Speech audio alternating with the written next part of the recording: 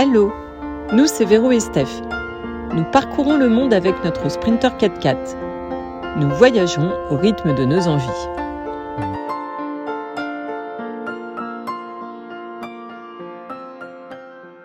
Bonjour et bienvenue dans une nouvelle vidéo. Nous avons repris la route direction de Tarfaya.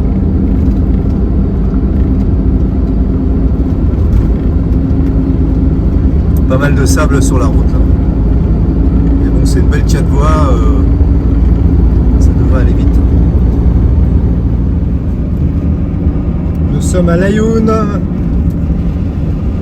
direction la côte. 28 degrés, regardez-moi ça.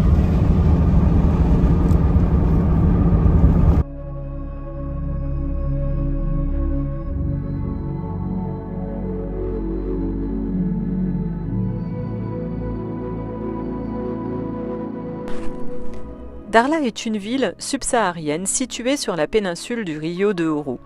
Il n'est pas facile d'atteindre la ville isolée. Nichée entre les vagues de l'Atlantique et les sables du Sahara, peu de touristes s'y aventurent, sauf les passionnés de kitesurf, les surfeurs ou les pêcheurs. Les autres s'y arrêtent pour y faire une halte, pour un voyage au-delà des frontières africaines. Pour nous, ce fut la curiosité. Il est vrai que nous avons eu envie d'atteindre au plus près la dune blanche pour y passer quelques jours.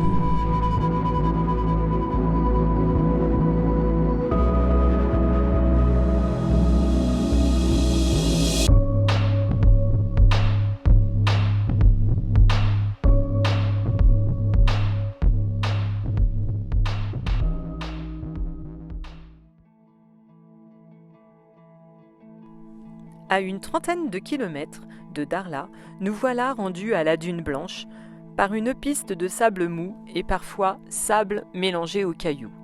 9 kilomètres de distance avant de nous poser sur ce site spectaculaire.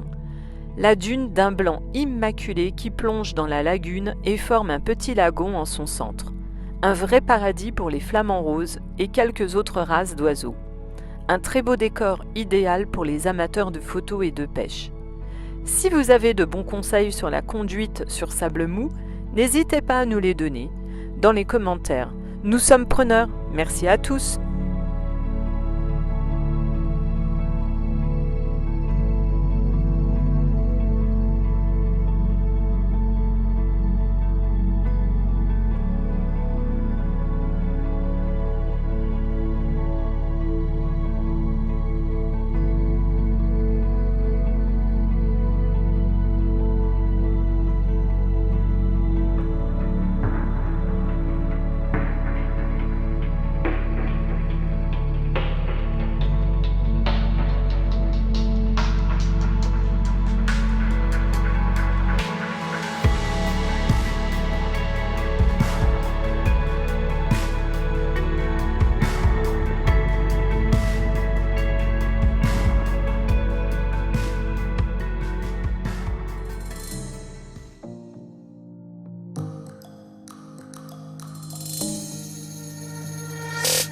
Tell me when summer's back, sun-bleached hair and sunburned back.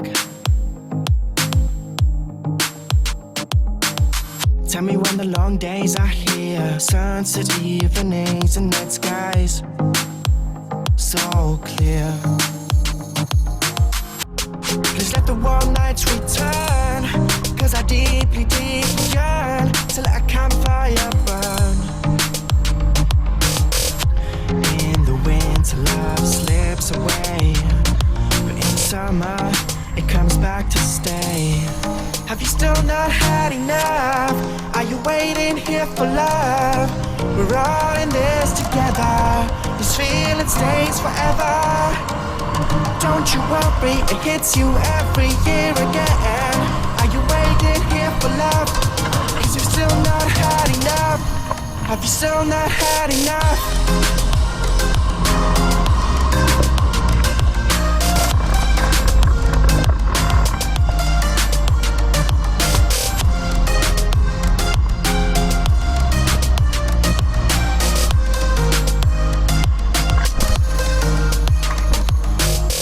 After a little sunset picnic, we start walking through our district. We are listening to symphonies from singing birds with gorgeous melodies. Summer feeling. Nous partons déjeuner dans un restaurant qui se situe à l'entrée de Darla, après le premier poste de police sur votre gauche. Celui-ci est producteur d'huîtres et de moules. Le cadre est magnifique en bord de mer et nous déjeunerons à l'extérieur sous les tonnelles. Nous quittons les copains après un mois de partage, rigolade, découverte de pistes. Nous rejoindrons le spot de la dune pour notre dernière nuit et eux partiront en direction de la Mauritanie.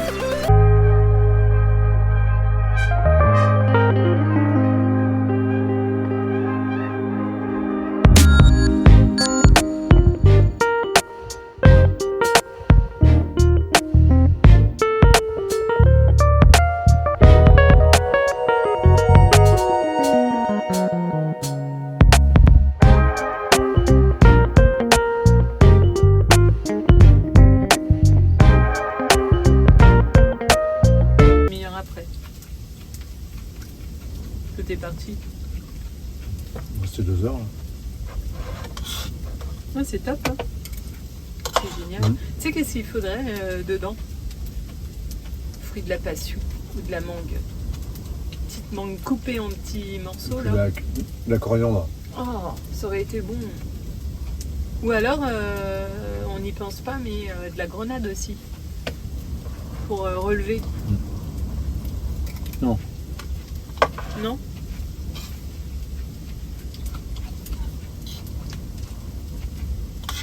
C'est génial, hein. Tu manges ton petit ceviche dans un endroit fabuleux. Ta petite pêche que tu as fait. On peut rester là un mois. Franchement. Vraiment, non mais c'est vraiment trop bien quoi de faire ça. Si tu as un peu de riz, un peu de lentilles et de la pêche, tous les jours tu ramènes ton poisson, là, tu peux rester un mois. Tranquille. Bah, tu sais, quand on fait nos treks en montagne, t'as les paysages aussi qui bougent et on reste des fois 15 jours. Hein,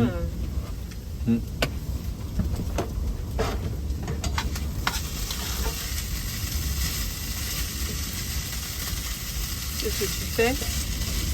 Un petit riz sauté curry avec des petits oignons. Comment ça?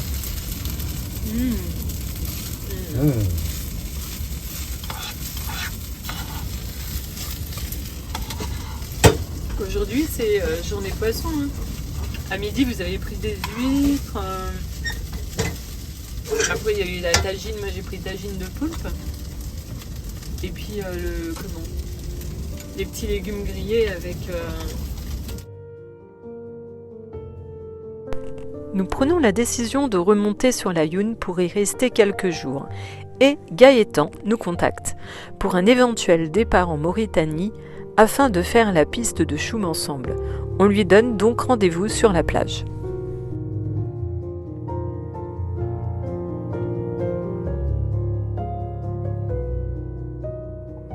Donc là, nous sommes en attente. Il doit arriver à 13h. Il a un sprinter comme nous. Il faut que l'on voit et que l'on parle de tout ça hein, et voir si ça matche entre nous. Et il faut savoir que la piste du train, c'est 400 km, 450 km dans du sable. Les 200 premiers kilomètres sont très faciles et c'est les 200 autres qui sont beaucoup plus techniques. Il nous faut 180 litres de diesel. Nous n'avons qu'un réservoir de 93 litres. Ça veut dire qu'il faut acheter 5 jerrycans de 20 litres. Et peut-être aussi de la Déblue parce que, à mon avis, on va en bouffer, je pense. Donc voilà, donc on attend tout ça. Alors c'est pas fait, mais on vous tiendra au courant de la situation. Si on continue de redescendre en bas pour se faire cette fameuse piste, ou alors si on continue les pistes ici au Maroc. À très vite. Alors, on va vous donner des petites news après ce que je vous ai dit hier. Donc on a fait la connaissance de Gaëtan et en fait ça match entre nous. Donc là on a repris la route pour Darla où nous allons dormir ce soir Et on a tout trouvé, nos bidons pour mettre notre essence, pour faire la fameuse piste du train. Et voilà, écoutez, on vous en dira plus quand on passera les frontières.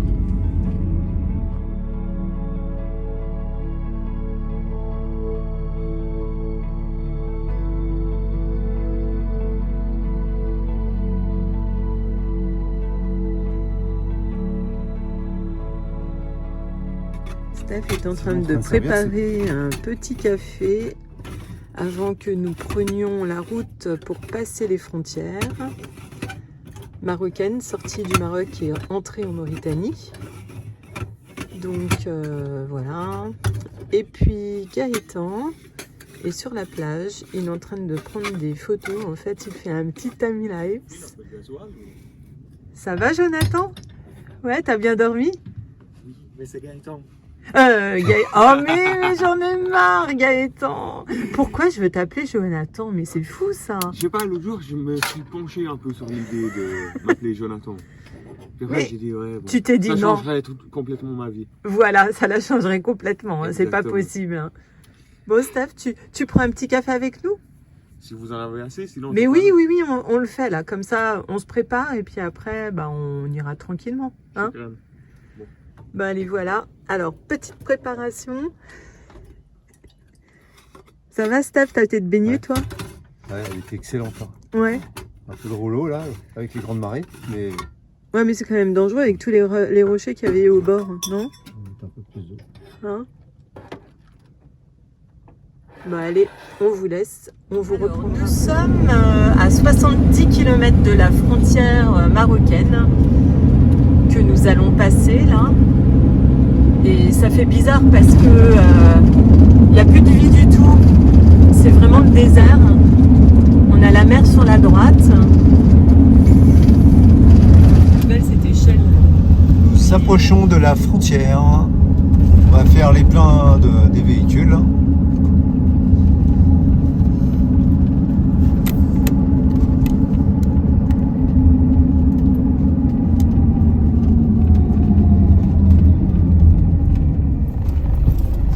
Attends, je laisse là. Passage de frontière, on est en attente pour le Maroc. On se prépare à passer au scanner, hein, donc voilà, on verra ce que ça donne. À plus tard. Et puis après, à nous la Mauritanie.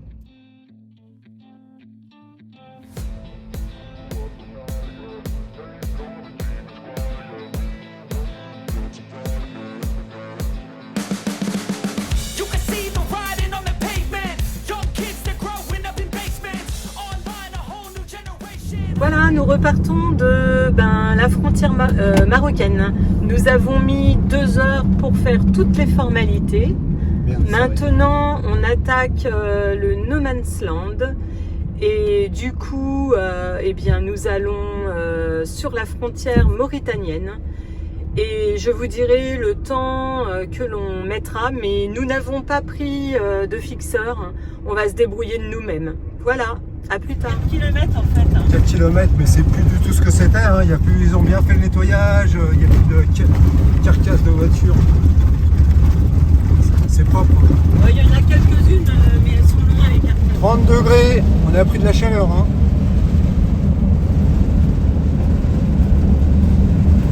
Direction de Ouadhibou.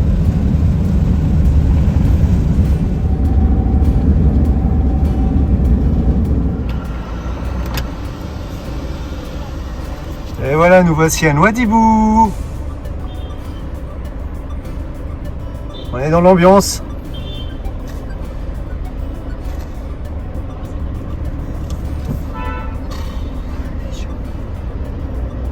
Il fait chaud là, on est à 31 degrés. On n'est pas habitué. Hein.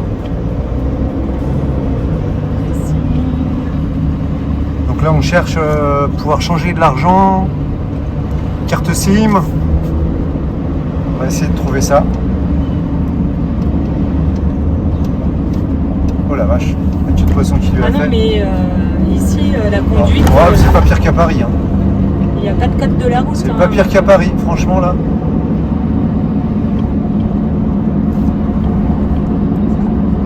Tu Donc nous venons d'arriver sur un spot, la villa de Maghela, à Nouadhibou. C'est sur une presqu'île, une magnifique maison. Donc voilà comment nous sommes installés tous les deux. Donc on va rester ici pour 2 nuits avant d'attaquer la piste du train samedi matin. Voilà.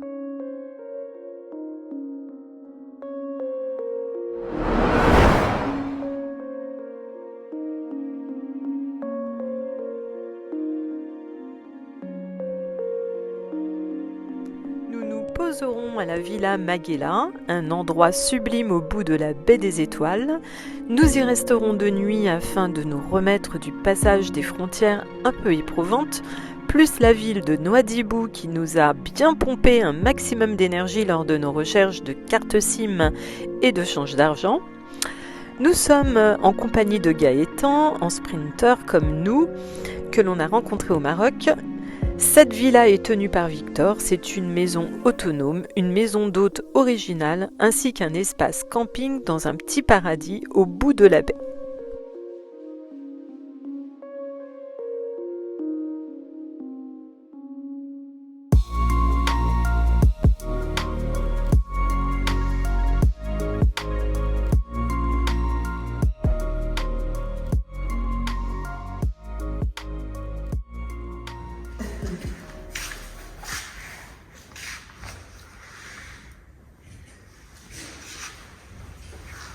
C'est la place des toutous, là, On est pas mal. Petit salon. Et voilà notre spot. Regardez-moi ça, si on n'est pas bien.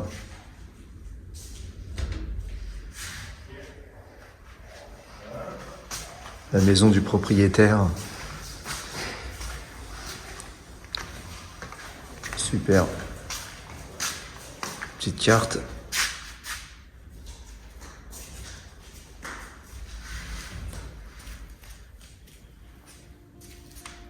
Et une portée de petits chiots. Et on a une quinzaine à prendre si quelqu'un en veut une.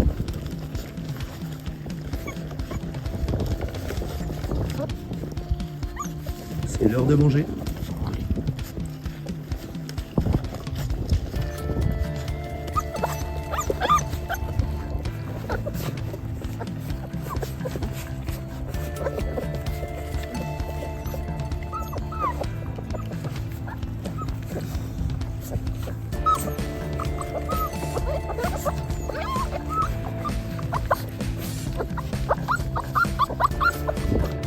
C'est les plus grands. Allez Pépère. Allez Pépère. Allez Pépère.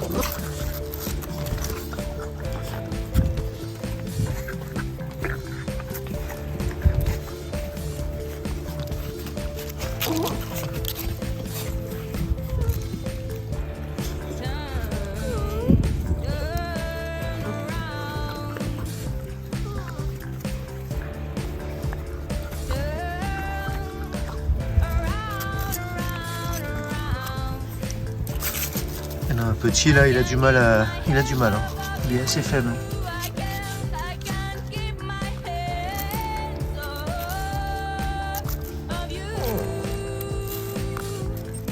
Ah ouais. Ah oui.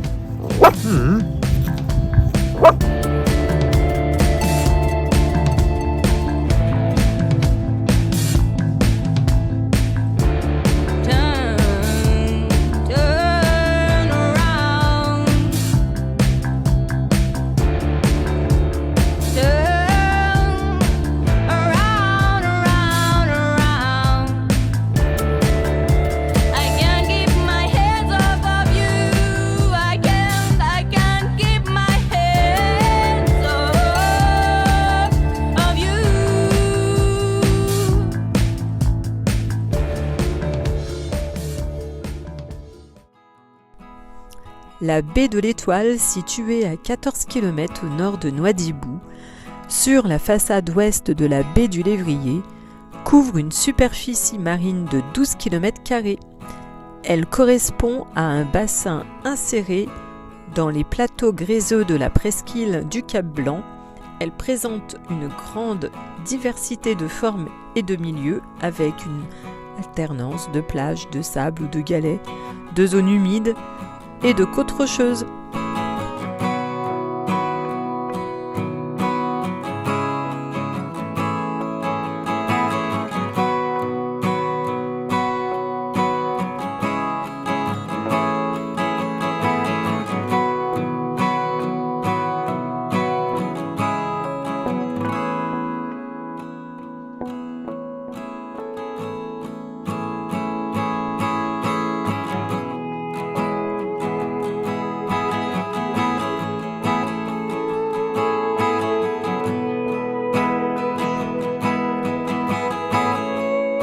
Big valley, and on the both sides you see nice. Ouais. So, to be honest, I'll be skip Chinguetti and go here, because Chinguetti is a city which is small, and you see those, if you really onto the boat. Petit déjeuner entre baroudeurs avant d'attaquer les pistes.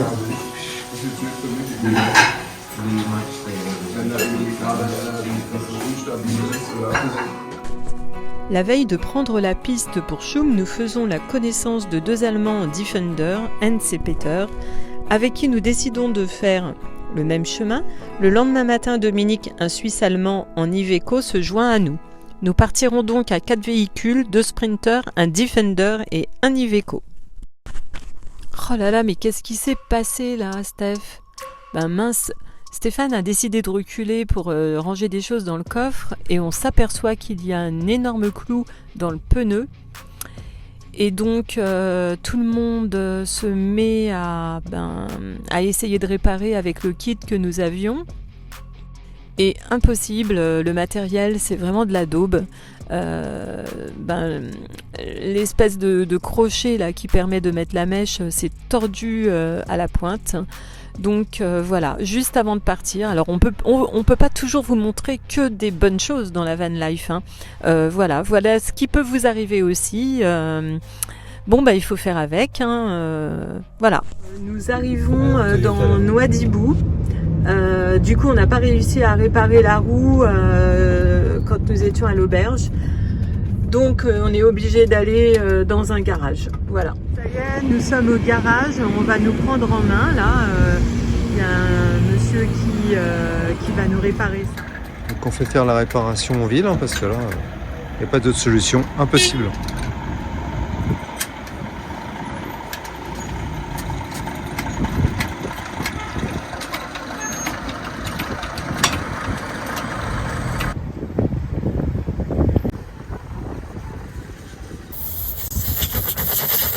Il y a 2 crevaisons apparemment.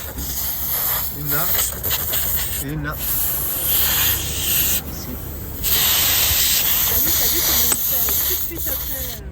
Ah ouais. Wow. Voilà, on regonfle le pneu.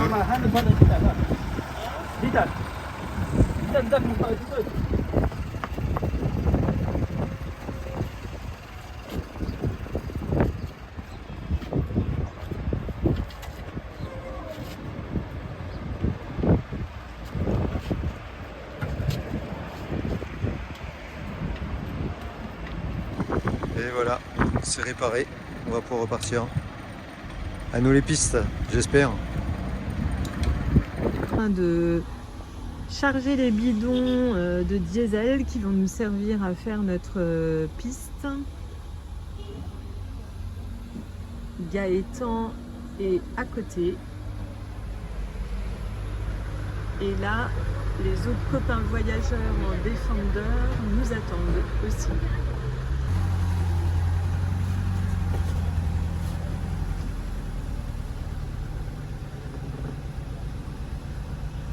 Et on a l'équivalent. C'est parti! Le petit cortège de voyageurs.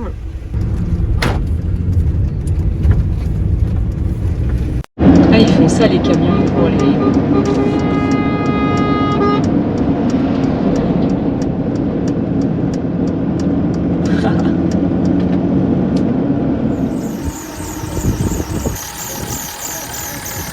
Le petit plein à la station.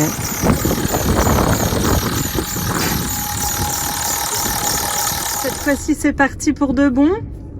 On va prendre la piste qui va suivre le train jusqu'à Chum.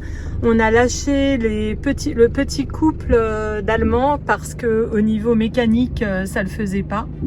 Donc là, on se retrouve à 4 véhicules, 2 sprinters, un Iveco et un Land Rover.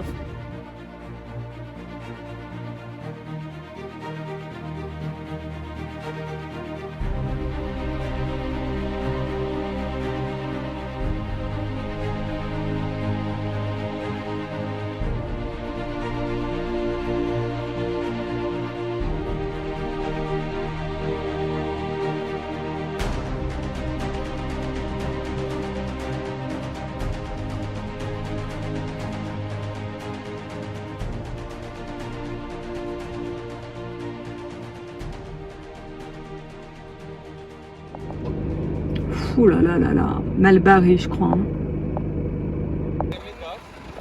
Petit enlisement pour Dominique. Steph est venu le chercher, donc là on sort le matériel pour pouvoir le tirer. Donc la corde cinétique et puis on met bien les manilles dans les bons crochets.